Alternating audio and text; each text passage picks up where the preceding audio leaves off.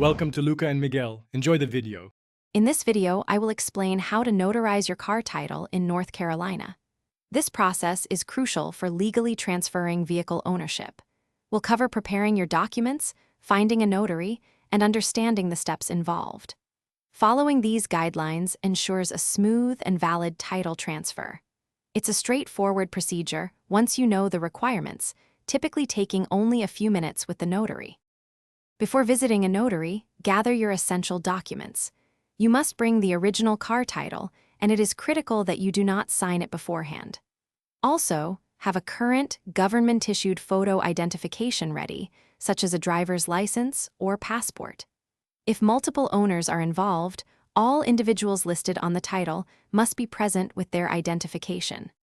When you meet the notary, their first step is to verify your identity using your photo identification. Once your identity is confirmed, you will sign the car title directly in front of the notary.